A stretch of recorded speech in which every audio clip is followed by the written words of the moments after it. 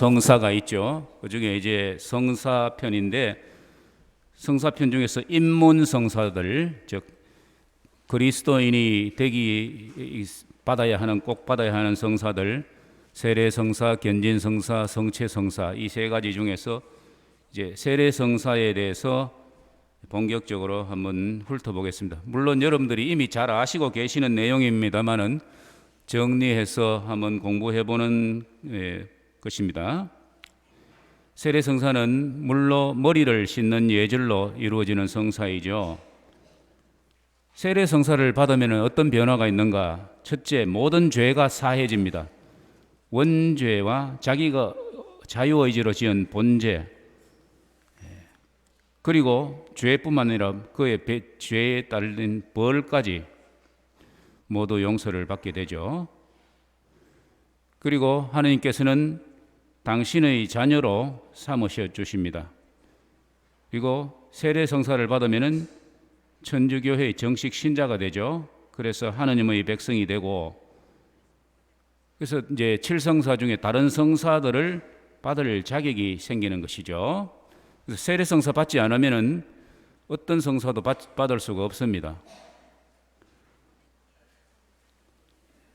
세례 성사는 구원의 첫째 조건이죠. 요한복음 3장 5절에 내가 진실로 진실로 너에게 말한다. 누구든지 물과 성령으로 새로 태어나지 않으면 하느님 나라에 들어갈 수 없다. 이것이 세례 성사를 의미하는 것이죠. 세례 성사를 받으면 누구나 이제 은총을 받았게 꺼내지고 성령께서 그 안에 사시는 성령의 궁전이 되고 하나님의 자녀로서 영원한 생명을 상속받게 되죠.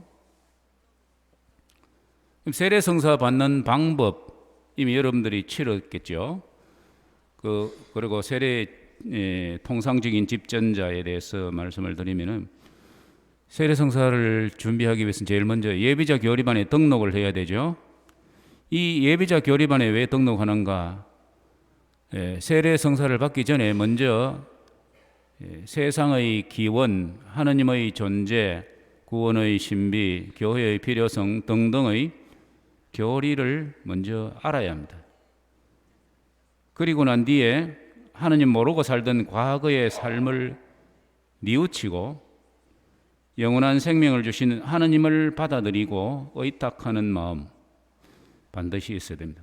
그러니까 회심과 믿음이죠. 그 다음에 세례를 집전할 때 정식 집전자는 누구인가? 통상적인 천주교의 사제들이죠. 사제는 어떤 누구누구를 사제를 하느냐 하면은 주교님과 신부님들을 합해서 사제들이라 그럽니다.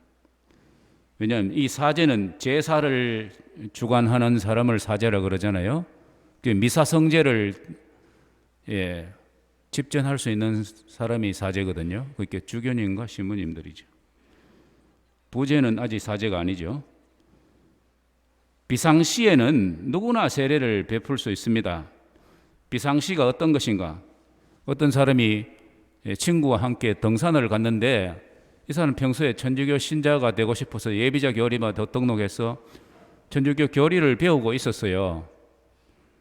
그래서 아직 세례를 받지 못했지만 앞으로 천주교 신자로서 하느님 섬기며 살아갈 것을 결심하고 있었는데 갑자기 깊은 산 속에서 조난을 당했습니다. 히말라야 같은 산에서 이렇게 얼음 크레바스 같은데 갇혀서 이제 구조 신호도 못 보내고 이제 얼어 죽어가고 있습니다. 그런데 옆에 자기 친구가 있어요. 그 친구는 천주교 교리를 조금 알고 있어요. 법정 스님 같은 경우에는 천주교 교리를 잘 알고 있죠. 그럴 때 이제 나에게 옆에 있는 물을 이제 얼음물을 떠서 이걸로 나에게 비상세례라 그러죠.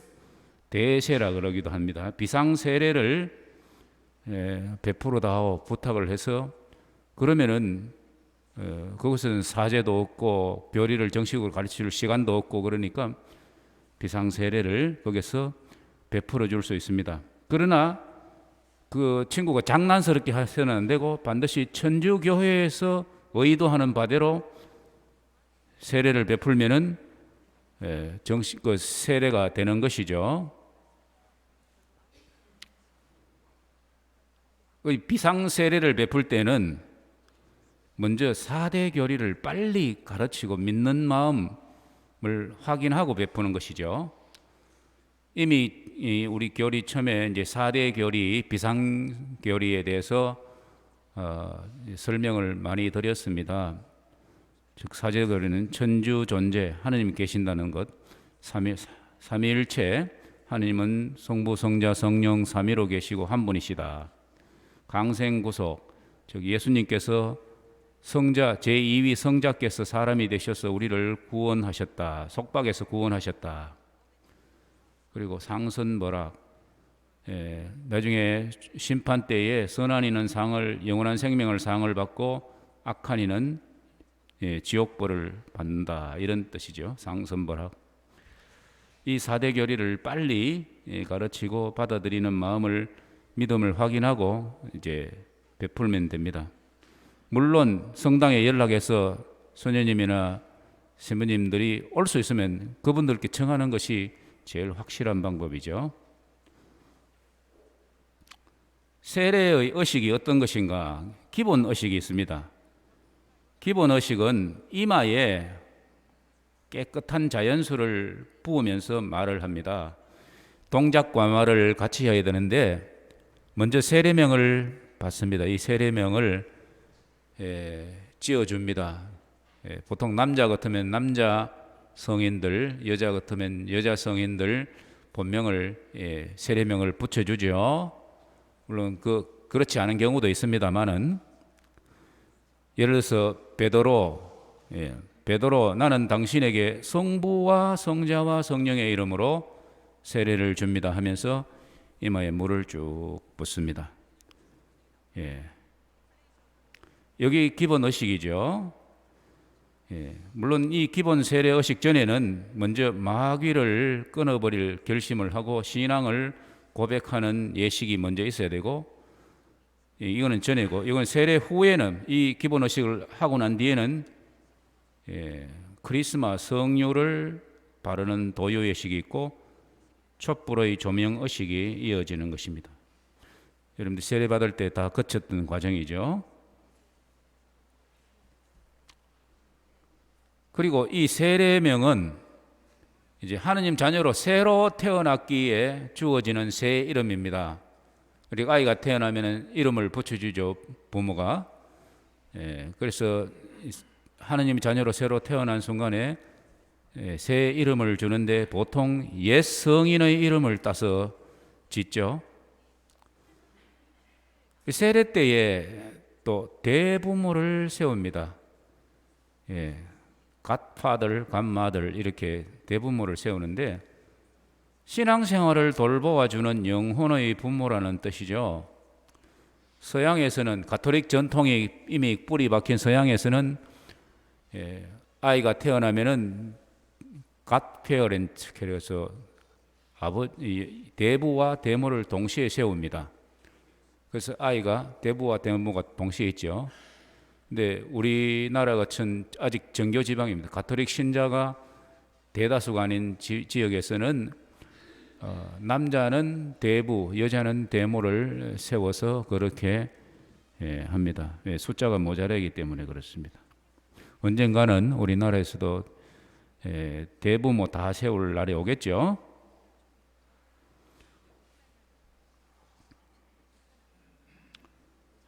그 다음에 세례의 종류에 대해, 물로 씻는 세례 외에는 구원이 없는가? 구원의 첫째 조건이 세례성사라 그랬는데, 물로 씻는 세례를 이것을 수세라 그러죠. 이게 기본 세례 방식이죠. 그 다음에 물로 씻는 세례를 받지 못하더라도 구원을 기른 이 혈세라고 있습니다. 이 혈세는 피로서 씻는 세례, 즉 신앙 때문에 아직 세례 받지 못했는데 신앙 때문에 순교하는 숭고한 행위를 뜻합니다. 우리 천주교 박해 시대에 그런 사람이 있었죠. 아직 신자가 아닌데 정말 그 평소에 신자들의 그 모습을 보고 감화를 받아서 언젠가는 신부님이 순회하시면은 내가 세례를 받아야 되겠다 생각하고 있었는데 아직 예비자 교리를 제대로 받지도 못했는데 박해가 일어났습니다. 그럴 때 나도 천주교 신자요 이러면서 하나님 배신하지 않고 끝까지 신앙을 고백해서 선교당한 사람들도 있습니다. 그분들은 혈세를 받았다고 하면 되겠죠. 화세, 이 화세는 불같은 자신의 불같은 열성으로 자신의 죄를 씻는다는 뜻에서 나온 말이죠.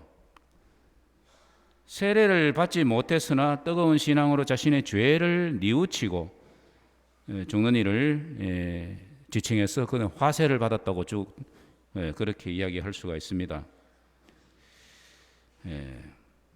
성서에 보면은 이런 화세를 받은 사람이 있습니다. 예수님께서 십자가에 못 박혀 돌아가실 때에 도둑이 양쪽에 두 명이 십자가에 같이 사형을 당했죠. 그때 오른쪽에 예수님 오른쪽에 있는 도둑 그걸 우도라 그럽니다. 오른쪽에 있다고 해서 이 우도 이름이 디스마라고 알려져 있는데 그 십자가 위에서 그는 도둑질을 하면서 그렇게 사형 선고 받을 정도로 악당이었지만 정말 예수님을 만나면서 깊이 뉘우치고 그래서 구원을 호소합니다. 예수님, 선생님의 나라에 들어가실 때 저를 기억해 주십시오 하고 예수님께 부탁을 드리자 예수님께서 즉시 그에게 이러십니다. 내가 진실로 너에게 말한다. 너는 오늘 나와 함께 낙원에 있을 것이다. 루카복음 23장 42절 43절 말씀이죠. 이때 이 우도는 화세를 받은 것이죠.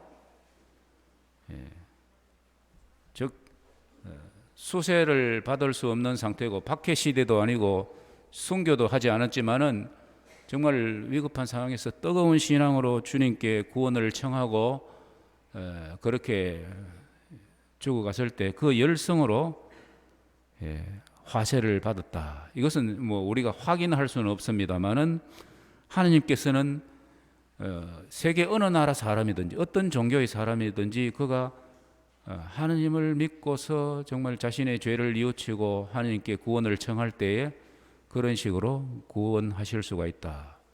그래서 교회 밖에도 구원이 있는가 할 때 이런 식으로 있다라고 이야기를 할 수가 있는 것이죠.